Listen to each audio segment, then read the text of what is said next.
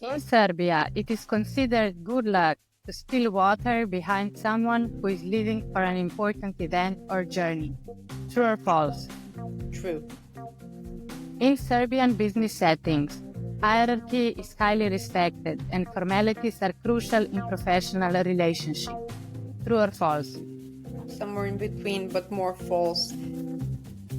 The Serbian tradition of Slava, a family celebration of a patron saint, is recognized as an intangible cultural heritage by UNESCO. True or false? True.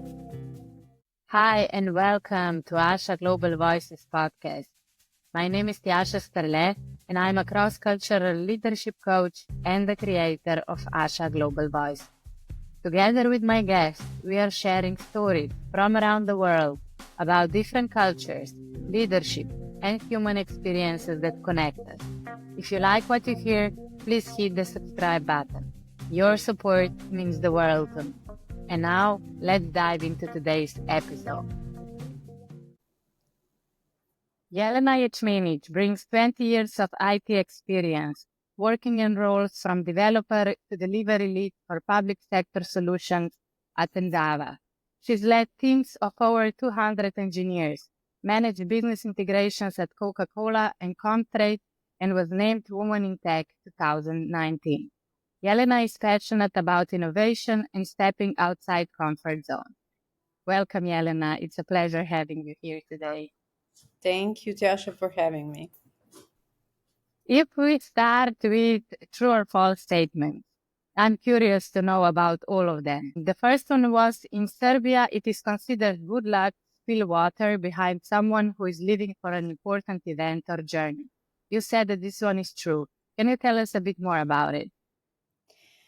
Well, we grew up with it. Actually, I have to admit that I did that as well. When going to college and having an exam, my sister would stand behind me and spill some water in the corridor, sometimes hitting a neighbor or two. But for some reason, it stayed.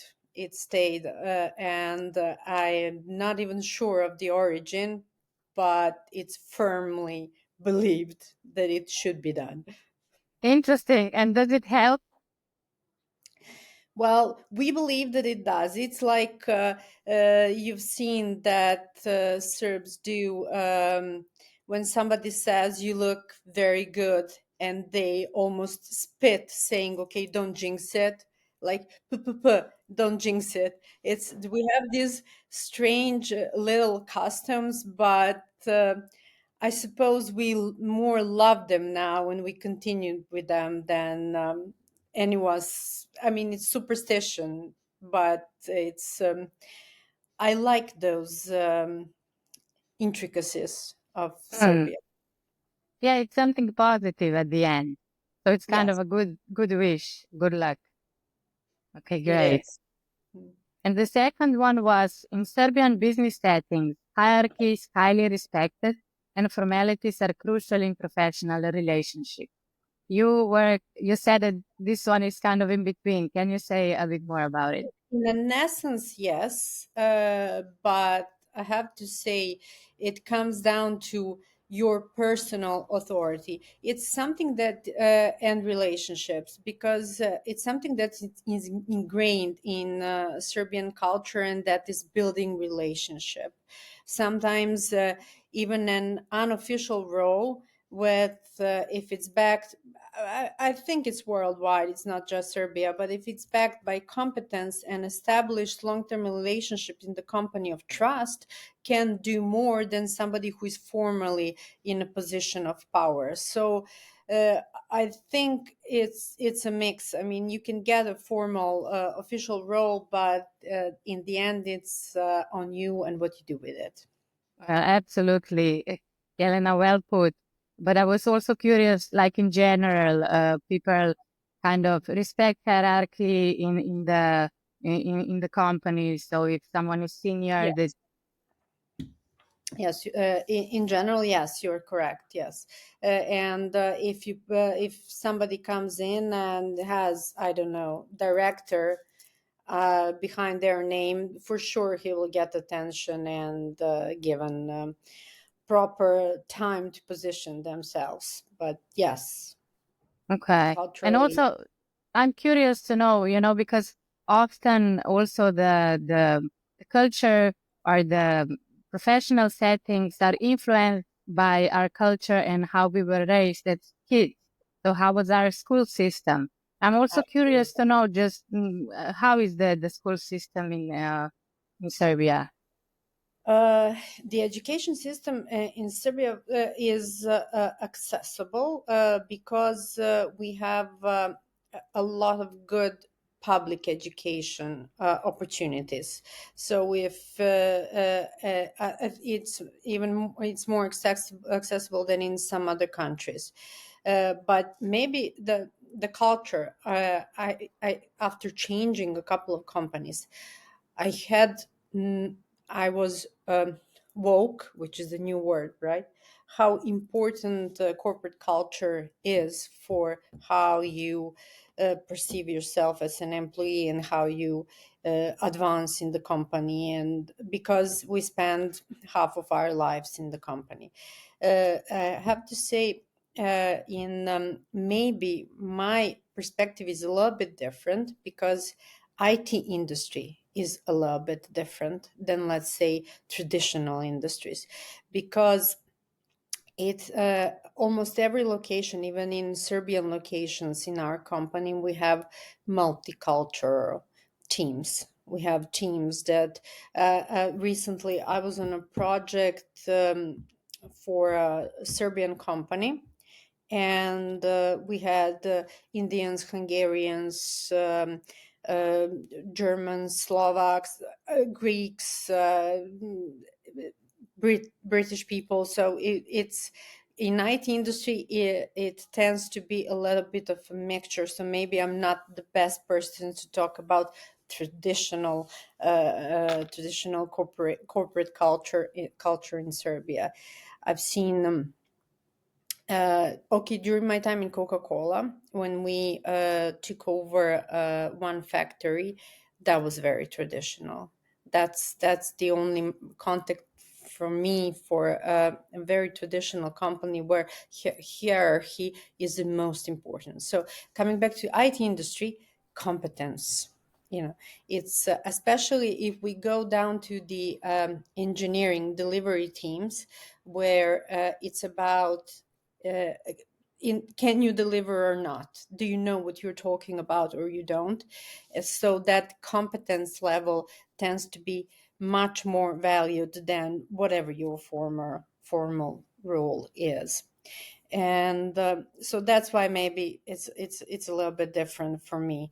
And coming back to education in Serbia, I have to say, from the technical colleges faculties now, you can get excellent candidates and young people who are eager and already have experience, because in Serbia most young people already, especially in the IT industry, already work on some projects during college. So and that's why I think a lot of good people from Serbia, young people from Serbia, have left, unfortunately, and but in the end have quite solid careers abroad.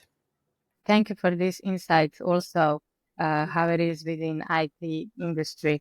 And I'm curious to explore this further during our conversation. If we circle back to the last true or false, which was the Serbian tradition of Slava, a family celebration of a patron saint, is recognized as an intangible cultural heritage by UNESCO. And you said that this one is true. Can you tell us a bit more about it? Well, it's very important. I mean, my British colleagues asked me about it. I said it's like Christmas for us. It's as important. It's about family, and it's family and friends. And there's this custom that you shouldn't invite people to your Slava. They should know when your Slava is, and they should just come, and you have to be prepared to host 10, 20, 30, 50 people. Yeah, you just have to be prepared. Hospitality is crucial in Serbia, socializing. And you have people who might not finish their roof, but if it's Slava, you'll have everything, five-course meal, and drinks and music. It's a must. So it's very, very important, and people pay a lot of attention to it. And I think it's not about religion, it's about community for me. Beautiful. And how do you know when someone Slava is? It's traditionally from generation to generation, and it's the same date. For me, it's Saint Nicola, and it's 19th of December every year. Okay, if I understand correctly, so you kind of inherited the date Yes. from your family. So also your sister, you mentioned it before, she has Slava on the same date as you do. Yes, we all come together in my house, and unfortunately, it is it's without meat. I mean, that's a big thing in Serbia. Coming back to food, like first day, it's only no meat or meat products or animal products, just fish. And the second day, because it's a 2 day celebration, the second day you can eat meat. And it's like, if you've seen the that's why we're so much close to Greece, and a lot of Serbs vacation in Greece every summer. The movie Big Fat Greek Wedding. Yeah, I saw it. That's it. Exactly. And it's like, you don't eat meat, don't worry, I'll cook you a nice lamb. I mean, it's like, it's not normal that you don't eat meat here. And but in the end, it's we start pretty much celebrating the holiday season early. Saint Nicola is I think the most popular Slava in Serbia. People always say half of the people in Serbia celebrate Saint Nicola, the other half goes to Saint Nicola. So you have the Christmas season of what, 3 weeks of That eating and drinking. It's a lot. yeah, but it sounds fun. So just to understand correctly, so you inherit the date of Slava from your family, and it's based on a celebration of a saint. And you said Yes. that a lot of Serbs celebrate on the same date of Saint Nicholas, but is it, and it's in December? Is it then possible that some families celebrate another saint and Slava is, let's say, in April? Yes. There are Slavas throughout the year. Uh-huh. I mentioned this one because this is the one that I know because it's mine, and but they are all throughout the year. I mean, the another one in June is also very popular, and so forth. So some Okay. people rent actually restaurants for it, even though that's not very traditional. Traditional is it has to be at your home. Okay. And just I'm curious because you said that it has to be so much food and you host a lot of people. Do you take leave on a date of your Slava or are you still In working normally? Serbia, it's formally it's a religious holiday day. You get every employee permits one religious holiday day off. So Uh, like public holiday. okay, great. So you can choose when the date of your Slava and you get You a have one holiday. per year and use it wisely. Okay, okay. Um, and tell me, Jelena, you already mentioned that hospitality is a big part of Serbian culture. Mhm. Can you maybe share a bit more, or if you have any more examples of how this value of hospitality shapes professional or personal relationships, or both? Well, you'll hear a lot of people that say we go to Belgrade to have a good time because we have bars, restaurants, clubs that are open pretty much 24/7 and every day of the week. And I know when people from other countries come more. It's the first thing they ask, where are we going to go today? Uh, you'll see that whenever a team it comes from a different location, the first thing that the Serbian team will plan for, where are we going to take them? Not afterwards, not during the day. Okay, we all know what we need to do and why they are here, but it's it's something that foreigners remember. I actually Googled before our conversation what foreigners see as key things about Serbia. And the first one is always hospitality and partying and socializing. And the second or third thing is food, which is heavy, I have to say. But for sure, there's a lot of it. Hmm. So I think it's like team building. If we have a new team and they come to Belgrade and they have a great time, they'll remember that we provided them a great time. And I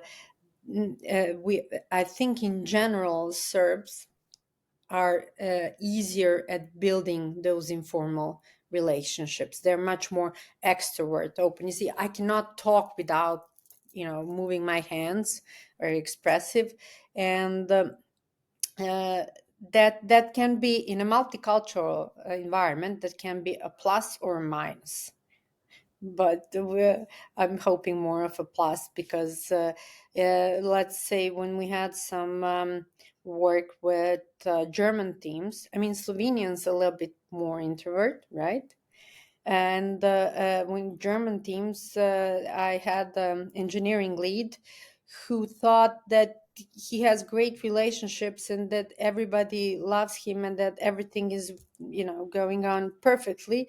And in the background, I received a complaint that he doesn't understand that when he is told that something needs to be improved. Why? Because they were very um, say too polite about it, I have to say. They said this would be nice if Serbs are direct.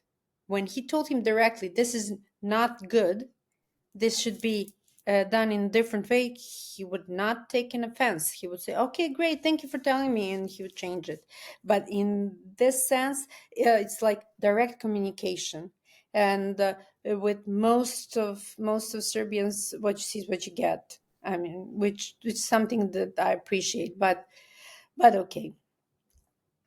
Very interesting. So, just that if I understood correctly, the one who was giving the feedback to the Serb was Slovenian, and it was German. super light. A German. He was German. He was a German person who put it kind of in a box, trying very much not to be offensive.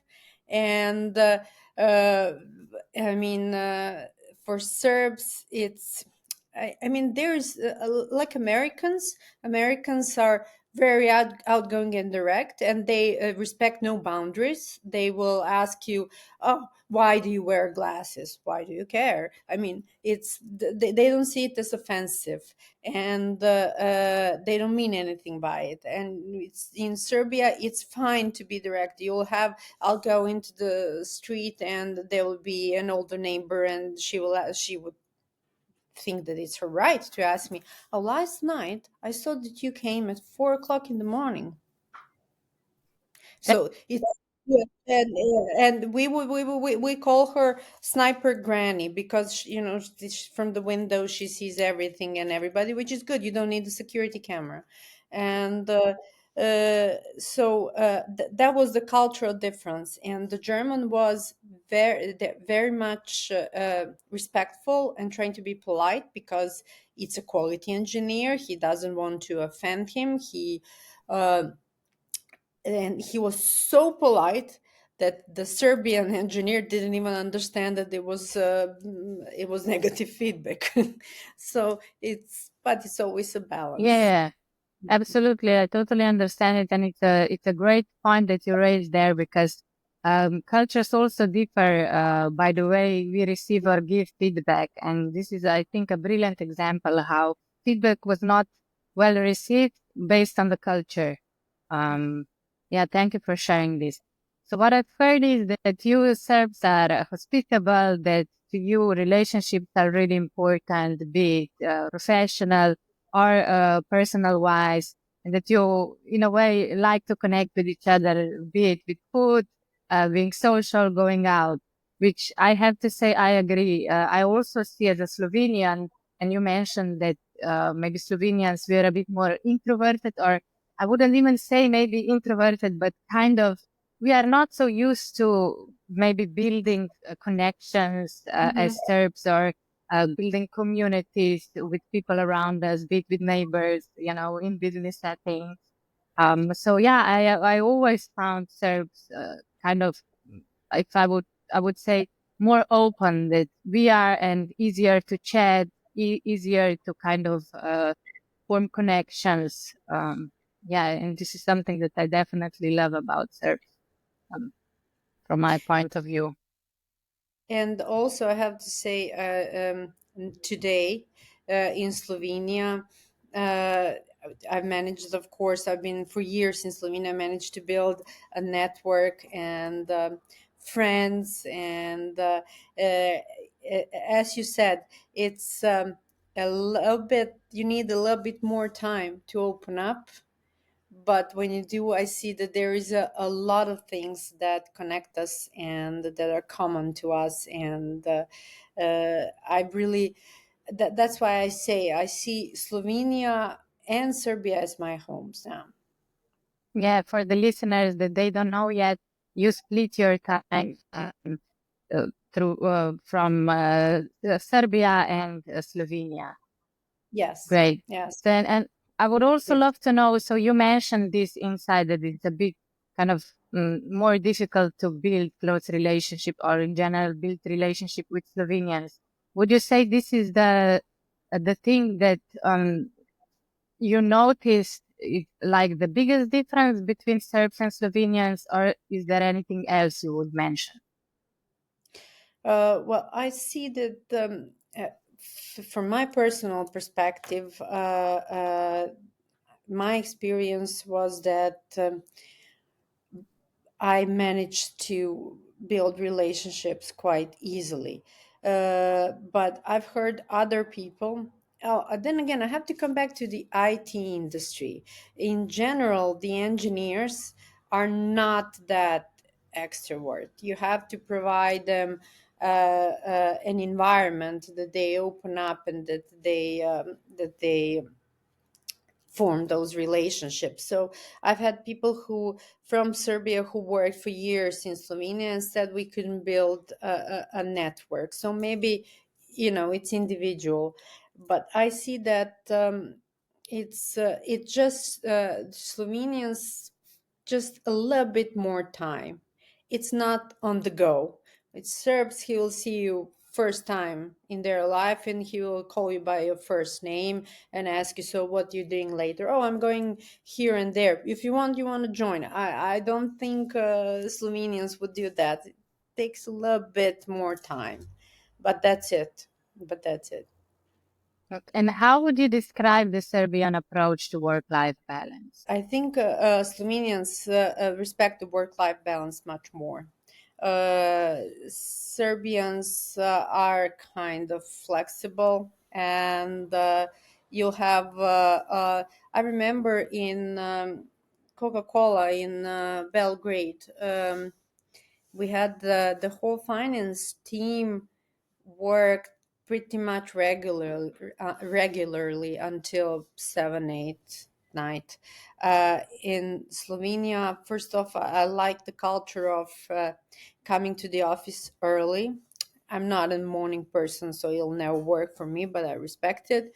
And then cutting it off at, I don't know, 4 o'clock. And it's not about advancing. It's not about higher pay. It's about, if I can obtain that work-life balance in this company, that I have uh, the amount of stress that I can have and the room to spend my free time as I want.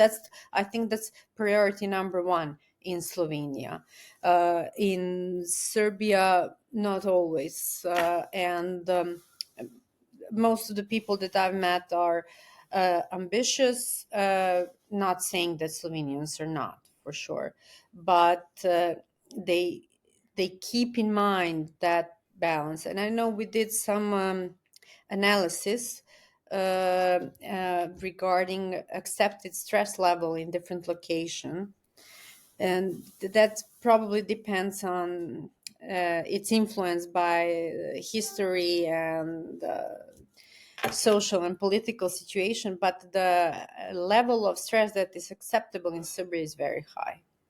Uh, So that's actually not a good thing, but it is what it is. okay, yeah, thank you for sharing this insight. Of course, it's Mm. important. It's difficult if you are in a high stress environments, working long hours all the time. Probably sooner or later you will pay for it with your well-being. So yeah, it's a better strategy to kind of keep it under control throughout your career and working days. Um, and tell me, what would be your advice to someone starting to work with Serbians? I know you mentioned that you are outgoing, that you are kind of transparent also with your communication. I'm sure that this is also then valued by Serbs. But is there anything else that you would advise? Of course, like in any environment, polite, respectful, but direct for good and direct for bad. And but this is regardless of culture. I always keep in mind that, especially, there's this thing called Serbian pride, inat they call it. It's so my policy in general is um, say good things about the person in front of everybody, reward good work in front of everybody, and whenever there is an issue, you do that one on one. And I think in Serbia, it's very important. So that you don't disrespect the person in front of everybody. People do that, of course, but for me, it's a bad practice in general. So respectful, direct, and if you empower, like with any team, if you empower people and you see that they can and want to, and you give them authority, you'll be rewarded. Of course, if you select the right people. Hmm. And tell me, Jelena, you already mentioned that you are working in IT and and in tech. I would love to ask you because you're also a woman, and what was your biggest challenge as a woman in tech so far? As we all know that women are kind of a minority in tech. Yes, well, I've had a few, but I don't know why are women minority in tech even today, because there are so many roles that are actually very well suited to women. I mentioned this before, a role of a business analyst is somebody who has to be intuitive and empathetic enough to understand the user and balance the specification with the delivery team. So it's something that actually, now when I think about it, in Slovenian team where we work with public sector institutions, and most of those roles are covered by women. We are better at listening and understanding. Project management also. I mean, okay, in project management it is divided. It's more like 60-40, 50-50. But with women, we are result oriented. We want to get something done, and we don't always care how we are perceived, while men more or mostly care how they're perceived. Let's Really say interesting. Yeah. there is a meeting and we have to accomplish something, and I would give time to everybody, but always keep in my mind what I want the end result. to be. And I would even let somebody else, I kind of facilitate, so that the idea that I want to be perceived as the, let's say, winning idea comes on the table and is accepted. Not necessarily that I brought it, I facilitated it.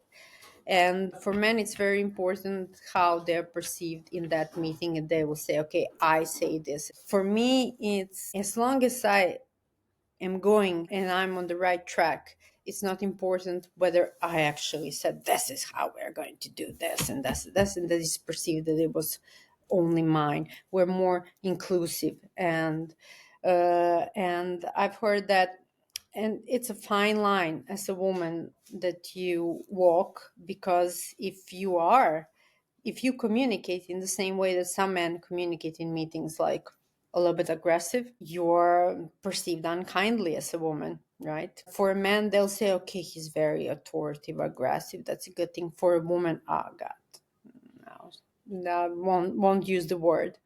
So it's a balancing act.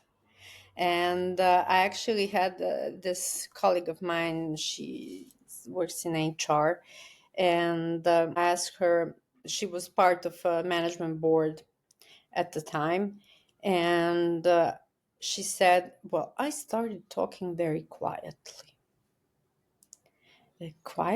and slowly. And so they have to stop in order to listen to me, to hear what I'm saying, as opposed to I tried yelling. It didn't work. So now I'm sticking with speaking quietly. So for us, unfortunately, it's still like a balancing act. But coming back to IT competence, my first, if they see that you deliver, you'll build your role and your authority. My first project that I took on some years ago, a lot of years ago, was a difficult project, and most of the people left the project, didn't want to work on it. It was everything was falling apart. And I was brought upon as a developer to do a certain part of the application, but I couldn't stop it in myself. When I've seen things that are not done properly, that are not progressing, I just took it upon myself to, okay, why don't you do this? Why don't you do that? Okay, wait, we'll do.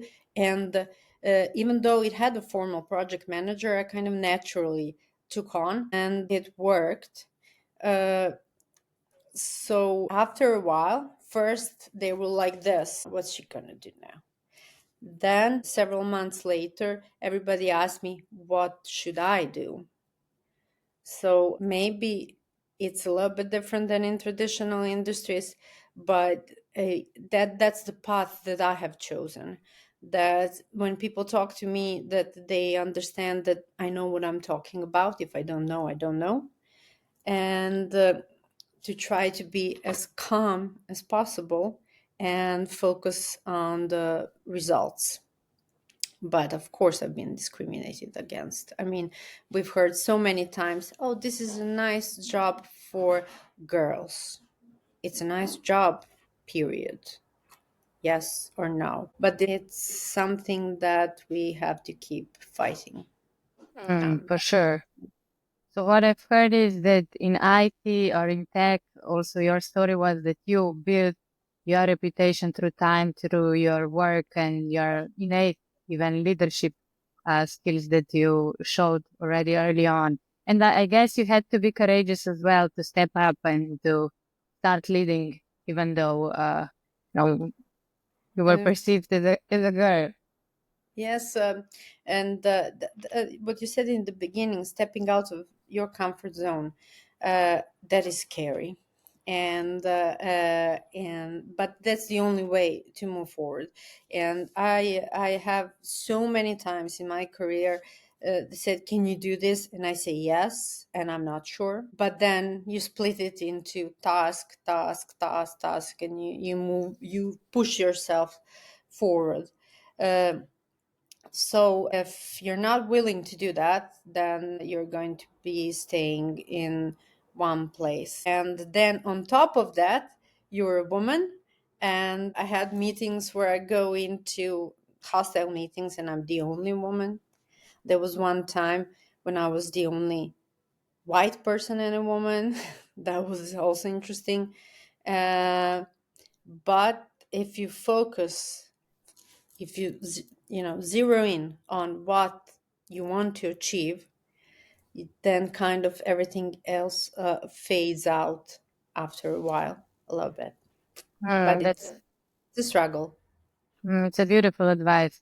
And of course, yeah, stepping out of your comfort zone is a struggle, I think, for everyone because we are not equipped for it and we don't know actually what's going on and how are we going to deliver or reach a goal or um, Mm. whatever, even something in our personal lives. But I love the advice that you kind of given, especially also important for women. That what I've heard is that we should just kind of be courageous and step up and say yes, and then do everything that we can to deliver. Even if we are not 100% sure how are we going to do it, or we are feeling scared and it's uncomfortable. You have to, I always tell myself, there is an average person that's already doing this. So if another average person can do this, then I can do this. So it's not like it's not impossible. Very, very little things are impossible. And again, but you said now a nice thing, we say yes. So the difference between men and women, you call a woman and you want to give her a new role, she will say, I'm not sure if this is if I can do this, and then she'll say yes without ever asking what it means for her, what's and the man will first ask, okay, of course, but what it means for me, how will it impact my benefits, my role. So it's, I guess, the legacy of years and years being. We also have to remind ourselves that we are not second best, that we are good as or better in some areas, and that we are the first person to take care of ourselves. And of course, then we give, and we love to uh, deliver. I love that. I think such an important reminder for all of us. I guess it was, as you mentioned, being years and years, kind of a woman's role was being a nurturer, taking care of the family, of everyone around them, and she always came last. But nowadays, we are also career oriented. Not everyone, of course, but the ones that are, and we should also as well take care of ourselves and have power in our hands. Yeah, thank you for sharing this. And tell me, Jelena, what advice would you give to young women in Serbia or elsewhere in Slovenia or anyone else who is listening to this podcast who aspire to pursue careers in tech? Well, first of all, remember that tech is not coding, pure coding, and it's going to be less about coding with the involvement of AI. There are a lot of roles in tech that give you that diverse and innovative and interesting and multicultural life, in the end, working life. So running a project is almost like running a small company. You have to keep in mind of the budget, you have to deliver the product or services to the client, you have to take care of the client satisfaction. Just encourage women to explore the variety of roles that there are in IT. And IT is now connected to almost every industry that there is, not every. And to encourage them to explore and say that they can have that it can be IT for, let's say, in a marketing company, IT in a production company, IT in a IT services company that deals with multiple industries. You know how many industries I have learned and I have traveled the world with IT and learned a lot about many cultures. So it's not the life of there is a role if you want to be solely a developer and work from home and it's you and your screen.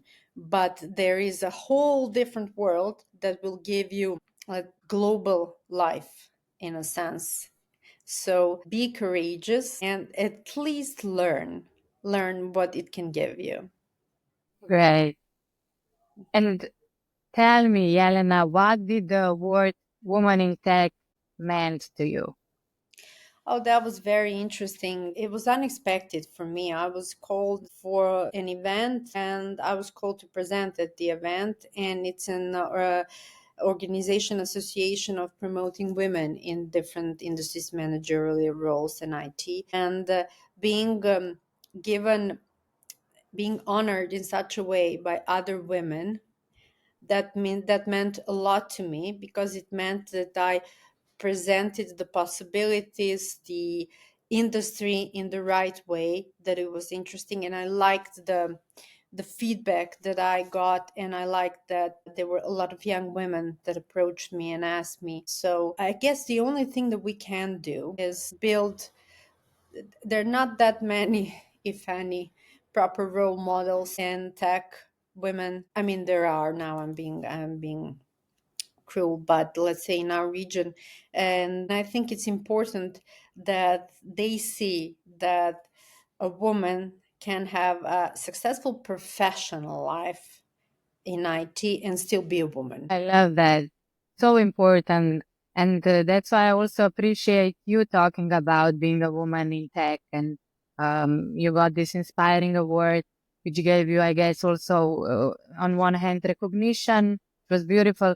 And on the other hand, kind of the opportunity to reach more women and to show them what are the possibilities. And Jelena, we were also talking about and that you are working in a cross-cultural company and you are also managing a cross-cultural team.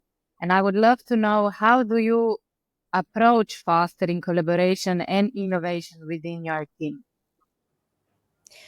Well, it's for me involving, encouraging, asking for opinions, respecting, and showing credit where credit is due. And someone told me that when I want to achieve something, that I need something achieved, that I can be relentless and that I can, step on anybody or everybody that's in my way. I don't see that as true, but in a way, coming back to being a woman, we are like a lion taking care of her cubs.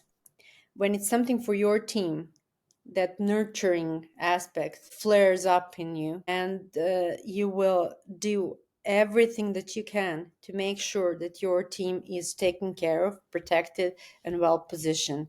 In that sense, it doesn't mean that I will step on anybody. It means that I will leave no stone unturned to get the result. And I think if your team sees, first of all, if they have to see that you know what you're doing, that you understand your industry, your jobs. I mean, again, in IT industry, competence. And then that you respect each and every team member, respect their contribution, that you give them room to grow, that you provide them, if you see that they are competent enough, the right level of autonomy, that you don't question, that you don't micromanage, but you have to build that up, of course. And then when there is an issue, that you're the person that they can come to, and that you will always be, let's say, in their corner.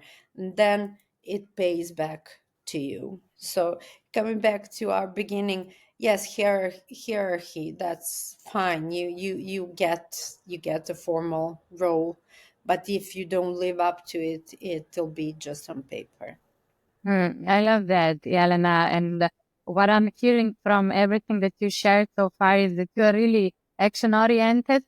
But on the other hand, you also, like, as you mentioned the example even before, you want to get to the goal, but it doesn't really matter if it comes the idea, let's say, from you or from your team members. The importance is that the work is done. And to me, this sounds fantastic. So, which also means that you're empowering your team, you're seeing your team, and you're kind of fostering this open communication, and that they also know that they can come to you. So, I'm curious, you received this feedback, probably this feedback that you received that you are kind of, like a tyrant once you want to reach something. This feedback was probably given by a man, or am I mistaken? And Yes. and That why do you think he saw it like this?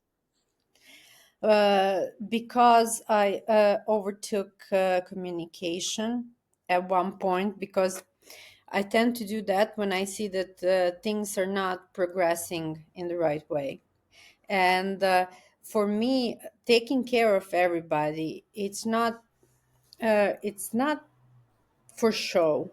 It's not that I have a meeting, let's say, with top management in London, and I tell them that my team is great. Look at what, I don't know, him, her, what they did. It's about understanding what their lives are in the company, and when they have issues, and support them in resolving those issues.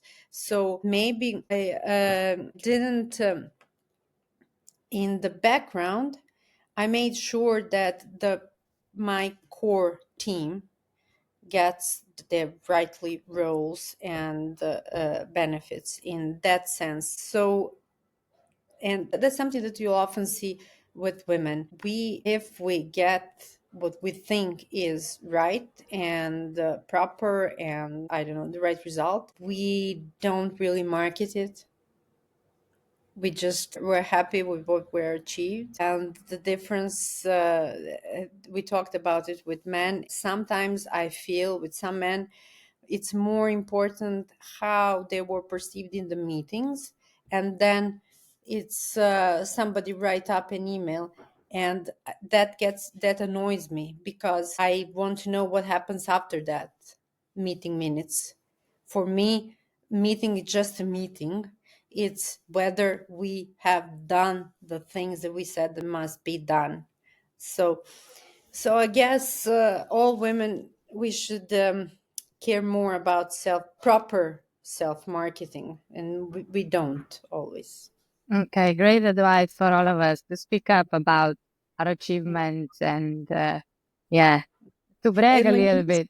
Yeah, well, like very, very, very famous two Serbs currently in sports are Novak Djokovic and Jokic, right? Who is Mhm. like multiple MVP, and how Jokic plays with his basketball team. He's never really he creates the environment so the team performs well, so that his team get scores, not only him. And I think that's the same management style of most women. It's like proud mothers. And I actually feel very proud when I see a member of my team doing well. Even though I'm the manager of the team, but I open the meeting and I stay pretty much quiet, and my team takes over, and takes over well. That feels so good. And I think that's also very, very characteristic of women.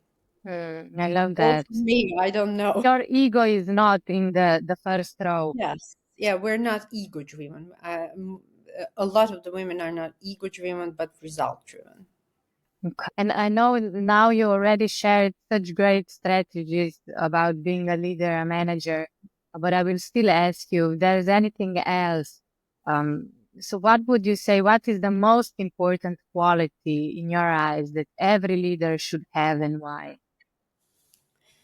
Empathy, it's understanding the role of the team member and their aspirations, because sometimes we see people who are competent in certain roles, and we want to reward them and push them forward. It depends where he or she wants to go and where she fits best. Just try to not empathy doesn't mean that you are sympathetic, it means that you have the ability to understand the perspective of somebody else, right? And just, it's like I had people who were not performers in certain roles, and I have learned that they're actually good for something completely different. And it's like everybody has their place. You just have to be patient enough and attentive enough to understand. And once they perform, uh, it's what we all want: happy team members, happy employees, and also like yourself, you want to it's not just about being paid, it's about feeling successful. And Hmm. I would like to find a way for every team member to achieve their peak in how successful they can be. Wow, I love that, Jelena. So with empathy, kind of helping your team members as well, finding the right fit for them. And empathy is what helps you with that as well. Hmm. And as we are coming to the end of our podcast, I would like to ask you one question that I always ask my guests. We are living in kind of uncertain and challenging times globally. So my question is, and just share whatever comes to mind. If you could imagine a better world to live in, what would that look like for people globally? Today, it would be imagining we had no war. Unfortunately, I am so sad that even today we have to say something like that. And all those resources and energy and innovation that is invested in fighting wars, imagine if it's invested in improving lifestyle so that every person on earth, or how we can have healthier food. Some parts of Africa don't have clean water, and so forth, so forth. So at least just that one thing. And war and make Mm, peace. I completely agree with you. It's kind of, I cannot comprehend why is this still happening in 21st century. Um, mm. Thank you, Jelena, so much for this inspiring and insightful conversation. I enjoyed it so much. Thank you for taking the time and sharing everything with us. Thank you again for inviting me. Dash, it was my pleasure.